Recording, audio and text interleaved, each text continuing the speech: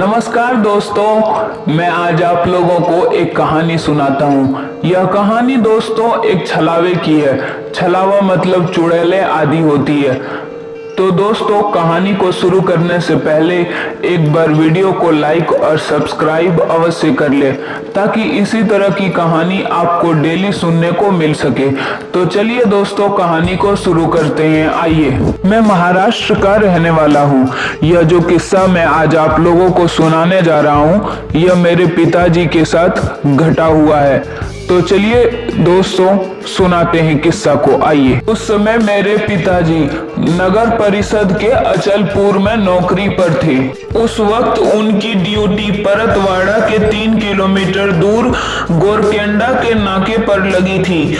गाड़ी का जमाना ना होने के कारण पिताजी साइकिल से जाना आना करते थे। रात बेरात की ड्यूटी हुआ करती थी।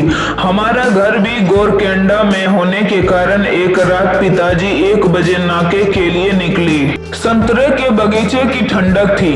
रास्ते पर 1-2 लाइट थी। नाके पर पहुंचे बाद 20 या 30 मीटर के अंतर पर उन्हें एक बस दिखाई दी। वो बस वहां नाके पर आकर रुकी और उस बस के ड्राइवर ने कंडक्टर को नीचे उतरकर देखने को कहा कि नाका आया या नहीं। मेरे पिताजी को ये देखकर सुकून मिला कि चलो कोई तो बस आई। मेरे पिताजी ने देखा कि नाके से कोई आदमी बाहर नहीं आया, तो वो खुद ही अंदर चले गए।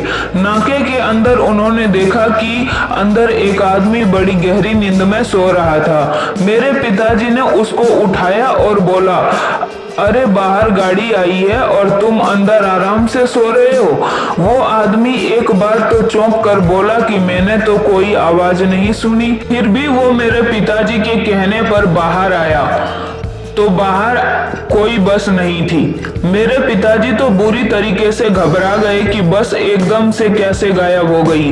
वो नाके वाला आदमी जानता था कि मेरे पिताजी ने जो देखा वो छलावा था। नाके वाले ने सिर्फ ये कहा कि कल सुबह गांव वाले से पूछ लेना, वो सब कुछ तुम्हें बता देंगे।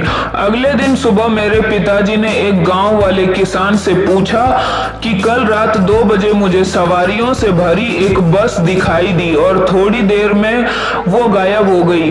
तो उस गांव वाले ने बताया कि आज से 5 साल पहले इस नाके पर एक दुर्घटना हो गई थी, जिसमें ड्राइवर कंडक्टर समेत 20 से 30 यात्री मारे गए थे। तब से अब तक कई लोगों को उस बस समेत ड्राइवर कंडक्टर का छलावा नजर आता है। मेरे पिताजी ये सुनकर काफी घबरा गए। उसके बाद उन्हें वो बस कभी नजर नहीं आई, लेकिन वो आज भी इस किस्से के बारे में हमको बताते हैं, तो हमें बहुत भय महसूस होता है। दोस्तों, बहुत सारे लोग ऐसी घटनाओं को नहीं मानते हैं, लेकिन ऐसी घटनाएं कहीं ना कहीं सच होती है।